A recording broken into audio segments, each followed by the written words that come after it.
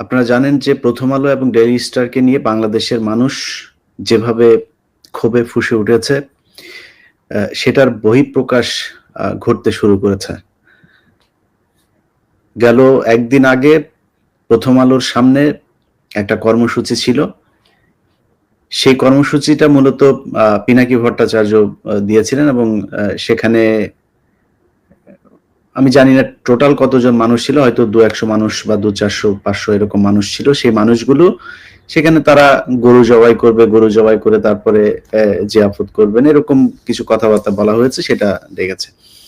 যাই হোক, সেই কর্মসূচি নিয়ে আমার কোনো প্রশ্ন নাই, বা সেই কর্মসূচিতে কি হয়েছে সেটা নিয়ে প্রশ্ন নাই, কিন্তু কর্মসূচিটা শেষের দিকে এসে পুলিশ সেখানে যেভাবে আক্রমণাত্মক আচরণ করেছে, সেই আক্রমণাত্মক আচরণ দেখে মনে হয়েছে পুলিশ অনেকদিন বাংলাদেশের মানুষকে পেটায় না, আলেমদেরকে পেটায় না, সে পেটানোর সুযোগ পেয়ে তারপরে তারা পেটালো।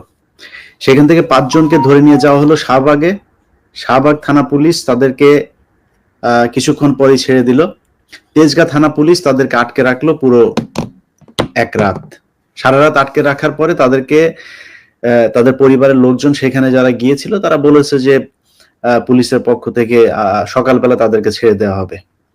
সকালে সেইখানে উপস্থিত যারা ছিল তাদের ভাষ্য মতে একটা সেনাবাহিনীর গাড়ি আসে। ওই সেনাবাহিনীর গাড়ি আসার পর থেকে পুলিশের সাথে কি কথা বলে গিয়েছে তারা, তারপর থেকে পুলিশ বলছে যে তাদেরকে চালান দেওয়া হবে, চালান দিয়ে আপনার কোর্টে পাঠানো হবে। এটার পরে আমি এই কথা জানার পরে আমি সাথে সাথে লাইভে আসলাম। আমার গতকালকের আমার চ্যানেলটা যারা দেখেছেন, প্রায় 3.5 ঘন্টা আমি একটা লাইভে ছিলাম।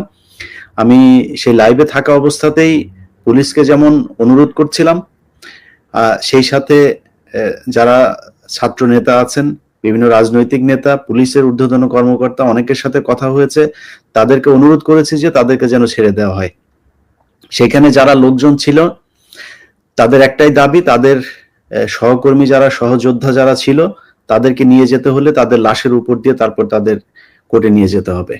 শেষ পর্যন্ত পুলিশ তাদেরকে ছেড়ে দিয়েছে এবং একটা মুচলেখা দেওয়ার কথা ছিল, সেটা তো আমাদের ওইখানে যারা ছিল তারা রাজি হয় নাই, বরং পুলিশ তাদের কাছে ক্ষমা চেয়েছে যে এই কাজটা করা তাদের ভুল হয়েছে, তারা তাদের ছেড়ে দিয়েছে। আমরা কালকে তেজগাঁ থানায় যা ঘটেছে ওই ঘটনা পর্যন্ত আমরা মোটামুটি সন্তুষ্ট। কিন্তু একটা জিনিস বুঝতে হবে যে এই ঘটনা নিয়ে যার সাথে কথা হয়েছে অনেকেই আমাকে বুঝিয়েছেন যে এই ধরনের কর্মসূচি দিতে গেলে আওয়ামী লীগ এখন সুযোগ নিবে। এটা আমরা যেমন বুঝি, আপনি যেমন বুঝেন, এটা বাংলাদেশের গোয়েন্দা সংস্থা যারা আছে, পুলিশ যারা আছে, তাদেরও বোঝা উচিত। যারা এখন সরকারে আছে তাদেরও বোঝা উচিত যে কোনো একটা বিষয় নিয়ে যদি আন্দোলন হয়, সেটার সুযোগ এই আওয়ামী লীগ নিবে। এবং আওয়ামী লীগের যে প্রেতাত্মা, যেসব গোয়েন্দা সংস্থা এখন আওয়ামী লীগের লোকজন আছে, পুলিশে যারা আওয়ামী লীগের লোকজন আছে, গতকালকে আপনারা দেখেছেন যে মানুষকে 2 লাখ টাকা, 5 লাখ টাকা, 1 কোটি টাকা লোন দেওয়ার কথা বলে বিভিন্ন জায়গা থেকে মানুষজনকে ভাড়া করে তারপর ঢাকায় নিয়ে আসা হয়েছে। তো এই ধরনের অনেক ঘটনা তারা ঘটাতে পারেন, আপনারা যেমন জানেন, আমরাও এটা জানি। কিন্তু সেটা বন্ধ করার জন্য আমাদেরকে যেমন দায়িত্ব নিতে হবে, আমাদেরকে যেমন দায়িত্বশীল হওয়ার অনুরোধ করেন, আপনাদেরকেও ঠিক ততটাই দায়িত্বশীল হতে হবে। বাংলাদেশে প্রথম আলো এবং ডেইলি স্টার এই দেশকে জঙ্গিবাদ বানানোর জন্য সারা পৃথিবীতে তারা সংবাদ প্রচার করে সারা পৃথিবীকে জানিয়েছে এটা একটা জঙ্গি রাষ্ট্র।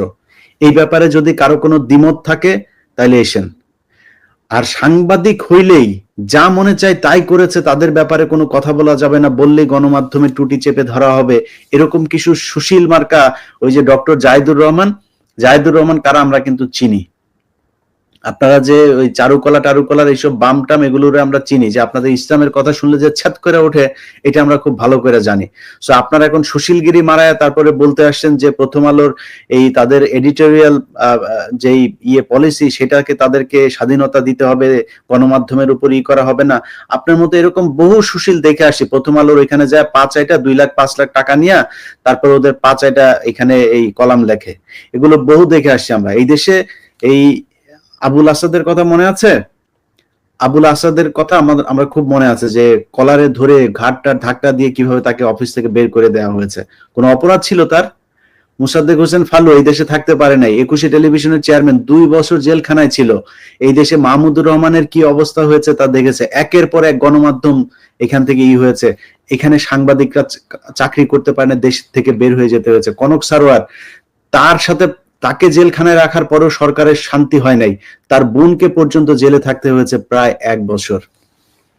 কই ছিলেন তখন? তখন এই দেশে এডিটোরিয়াল যে পলিসি, সেই পলিসি কোথায় ছিল? এই যাদের কথা বললাম, এরা তো অপরাধ করে নাই, এরা তো এই দেশ বিক্রি করে নাই। প্রথম আলো, ডেইলি স্টার একদম প্রমাণ করে দিয়েছি। কারো বাপের যদি সাধ্য থাকে, আমি একা বসবো, প্রথম আলোর যত বুদ্ধিজীবী আছে তাদের বুঝাইতে হবে যে কোন এডিটোরিয়াল পলিসির মাধ্যমে এই দেশের এই আলেমরা যখন আটক থাকে তাদেরকে অজ্ঞাত স্থানে রাখা হয় বছরের পর বছর, সেইখানে গিয়া প্রথম আলো সাংবাদিক উপস্থিত থাকে। প্রথম আলোর যে নিউজগুলো করেছে জঙ্গি তকমা দিয়ে, সেই মেজর জিয়া থেকে শুরু করে হারুন ইজহার, জসিমউদ্দিন রহমানি, এদেরকে যে জঙ্গি বানানো হয়েছে, এর জবাব প্রথম আলোকে দিতে হবে। প্রথম আলোর অফিসের সামনে গিয়া গরু জবাই করা, নামাজ পড়া, ওগুলি নিয়ে আমার কোনো সে নাই, আমি ওই কর্মসূচি দেও নাই। ওরকম কর্মসূচি যদি কেউ দেয়, আমি তার প্রতি আমার সম্মতি থাকবে। কিন্তু আমার কথা হচ্ছে যে তাদের ব্যাপারে কিছুই বলা যাবে না, এক একজনের কর্মসূচি এক এক রকম হবে, খুব স্বাভাবিক। কিন্তু প্রথম আলোর ব্যাপারে আইনগত ব্যবস্থা নিতে হবে। যে মামলাগুলো এখন চলমান আছে, যে মামলাগুলো হচ্ছে, সেই মামলাগুলোর ব্যাপারে পুলিশকে পদক্ষেপ নিতে হবে। যারা এখনই আগে থাকতে এইসব জানার পরে এটা বলার চেষ্টা করছে যে প্রথম আলোর ব্যাপারে কিছু করা যাবে না, তাদেরকে একটু সাবধান হয়ে কথা বলতে হবে। গতকালকে সময় টেলিভিশনকে হুঁশিয়ার করে দিয়েছিলাম যে তাদের ব্যবস্থা নিতে। এইখানে নিউ ইয়র্কে আছে যে ছাত্র আন্দোলনের ব্যাপারে সরাসরি তাদের বিরুদ্ধে কাজ করেছে, এই টাইম স্কোয়ারে তাকে এখানকার যে ছাত্র আন্দোলনের পক্ষে যারা আন্দোলন করেছে তারা ধরে তাকে পিটিয়েছে। তারপরে কমল দে থেকে শুরু করে যারা যারা আছে তাদের ব্যাপারে পদক্ষেপ নেওয়া হয় নাই। গতকালকে আপনাদেরকে আমার ফেসবুকে জানিয়েছি, তাদের যে জুবায়ের সহ 2 জন হত্যা মামলার আসামি হয়েছেন। এরকম প্রথম আলোতে কে কে কোন দিক দিয়ে কোন হত্যা মামলায় ঢুকে যাবে এর কোনো ঠিক ঠিকানা নাই। সো তাদেরকে সাবধান হয়ে চলতে হবে। যারা মনে করছেন যে বাংলাদেশে সাংবাদিকতা করবেন, যা মনে চায় তা করবেন, যা মনে চায় তাই করেছেন, এটার কোনো বিচার নাই, আপনাদের পেছন থেকে এখনো আমরা সরে যাইনি। এত সহজ মনে করলে হবে না, হিসাব 15 বছরের, এর কড়ায় গন্ডায় দিতে হবে। তো যারা প্রথম আলো, ডেইলি স্টার সহ কালবেলার সন্তোষ শর্মা, এদের যার যার এই জঙ্গি সম্পৃক্ততায় যারা বাংলাদেশে হাজার হাজার আলেমকে জেলখানায় রেখেছে, হাজার হাজার আলেমকে গুম করেছে, খুন করেছে, তাদের এটার জবাব দিতে হবে। এটার জবাব দেওয়ার জন্য কে কোথায় কোন আন্দোলন করলো, কি করলো, সেটা নিয়ে সমালোচনা করার চাইতে তাদের বিচার করতে হবে। কারোর যদি কোনো সে থাকে, কারোর যদি কোনো তর্ক বিতর্ক করার ইচ্ছা থাকে, এসেন, তারপরে বলেন যে প্রথম আলো, ডেইলি স্টারের কেন বিচার হবে না। প্রথম আলো, ডেইলি স্টার বন্ধ হবার কোনো দরকার নাই। তাদের এই ঘটনার সাথে মতিউর রহমান, মাহফুজ আনাম, টিপু সুলতান, সাবি আলম থেকে শুরু করে এই গোলাম মর্তুজা, যারা যারা জড়িত ছিল, তাদের সবার বিচার হইতে হবে। এই বিচার যদি না করা হয়, এটার জন্য যতদিন আমরা একটা পর্যায় পর্যন্ত অপেক্ষা করব, তারপরে দাড়ি টুপিওয়ালা লোকজন দেখা বিদেশিরা কি বলবে না করবে, এই দেশে প্রধানমন্ত্রী আর মন্ত্রী হয়ে ডাল চাল জনগণের ত্রাণের টাকা চুরি করার স্বপ্ন আমাদের নাই। সো আমি ব্যক্তিগতভাবে আমার কথা বলি, আমার যতটুকু আল্লাহ গ্রহণযোগ্যতা দিয়েছে, যতটুকু ক্ষমতা দিয়েছে, ততটুকু শেষ রক্তবিন্দু পর্যন্ত চেষ্টা করে যাব প্রথম আলো, ডেইলি স্টারের বিচার করতে। অতএব সরকারকে বলবো, আপনারা চান দেশ অস্থিতিশীল না হোক, আমরাও চাই ইউনূস সরকার একটা সফল সরকার হোক। সারা জীবন ইউনূস সাহেব সফল হয়ে এসেছেন, জীবনের শেষ প্রান্তে এসে তিনি সফল হোক, আমরা চাই। কিন্তু সেই সফল হতে গিয়ে যদি নাকি প্রথম আলো, ডেইলি স্টারের মতো ভারতীয় চটদেরকে এই দেশে কেউ আপনার কি বলে আবার ফের বাংলাদেশের মানুষের ঘাড়ে চাপিয়ে বসতে দিতে চায়, এটা বাংলাদেশের মানুষ মেনে নেবে না, আমরাও মেনে নেব না। সো এটার ব্যাপারে আপনাদেরকে খুব সুনির্দিষ্ট একটা জায়গায় অবস্থান নিতে হবে। আপনারা তাদের বিচার করবেন কি করবেন না। প্রথম আলো, ডেইলি স্টার, এখনো আবারও বলছি, আপনাদের যদি মনে হয় আমি প্রথম আলো নিয়ে যে প্রোগ্রামটা করেছি সেই অনুসন্ধানটা দেখবেন, সেটা দেখার পরে সেখানে যারা যারা বক্তব্য দিয়েছে, যে যে আলেমরা কথা বলেছে, আমার এই চ্যানেলে গত 3 মাসে ভিডিওগুলো দেখবেন।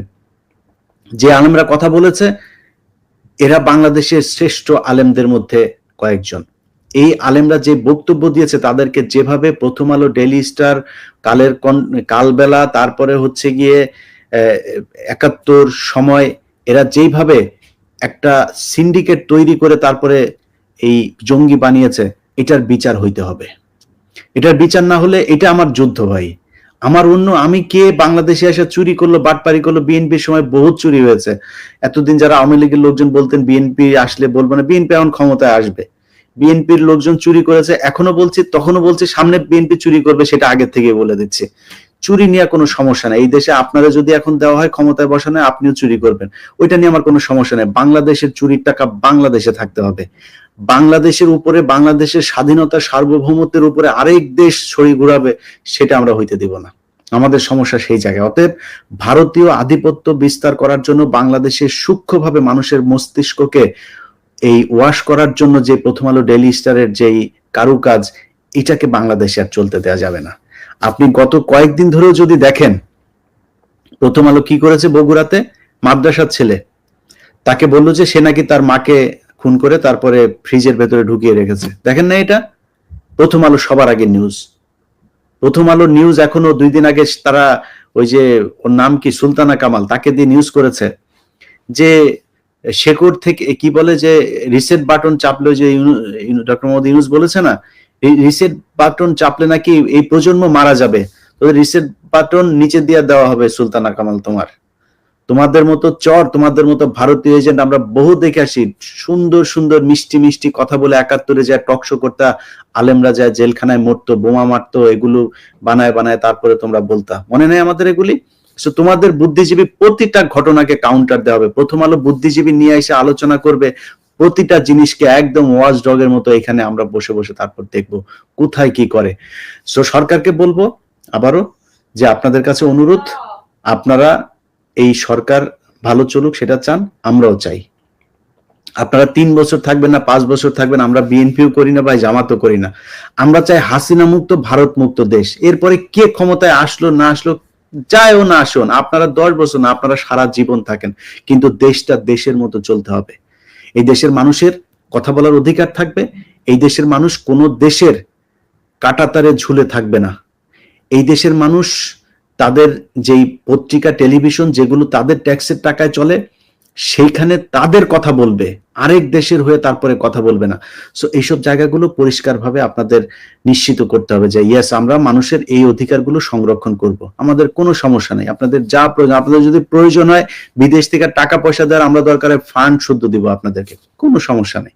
কিন্তু এদের ব্যাপারে একদম সুনির্দিষ্ট অবস্থান আপনাদেরকে নিতে হবে। যদি না নেন, তাহলে অস্থিতিশীল যদি হয়, এটা করার জন্য প্রয়োজন আরো কিছু করা হবে, তখন আমাদেরকে দোষ দিতে পারবেন না। আমরা তাকিয়ে আছি, এখন আপনাদেরকে আরো সময় দিতে চাই, ব্যবস্থা নেন। আমি মনে করি যারা ছাত্র এই প্রতিনিধি আছে, নাহিদ, আসিফ, আরো ছাত্র প্রতিনিধি নেন, তাদেরকে সর্বোচ্চ ক্ষমতা দিতে হবে।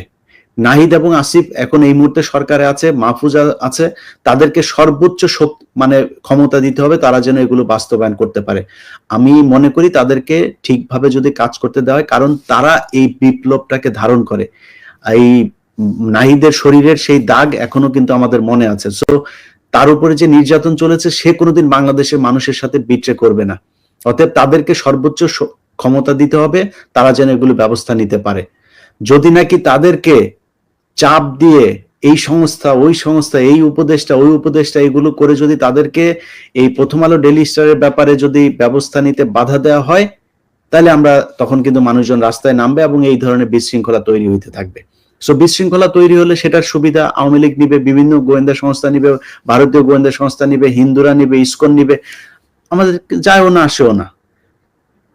আমরা চাই আপনারা ভালো থাকেন। আপনারা যদি না চান যে দেশ ভালো না থাকুক, তাহলে আমাদের তো আপনাদেরকে ভালো রাখার কোনো প্রশ্নই আসে না। সো আপনারা আমাদেরকে ভালো রাখবেন, আমরা আপনাদেরকে ভালো রাখবো, আমরা সবাই মিলে দেশকে ভালো রাখবো। সো এই জায়গায় আমরা সবাই এক। আপাতত আজকের মতো এতটুকুই বললাম। আমার বক্তব্যটা আমি পরিষ্কার করলাম। আমরা দেশটাকে অস্থিতিশীল করতে চাই না। যাদের সাথে গতকালকে অনেকের সাথে কথা হয়েছে, যারা বলেছেন যে আমাদের এইটার কারণে অনেকে এখানে তৃতীয় পক্ষ এসে তারপরে বিশৃঙ্খলা তৈরি করতে পারে, অস্থিতিশীল একটা পরিস্থিতি তৈরি করতে পারে, এটা আপনারা যেমন বলেছেন, এটা আমিও জানি, আপনাদের কথা মেনে নিলাম। আপনারাও আশা করি আমাদের কথা মেনে নেবেন। সবাইকে ধন্যবাদ। আল্লাহ হাফেজ।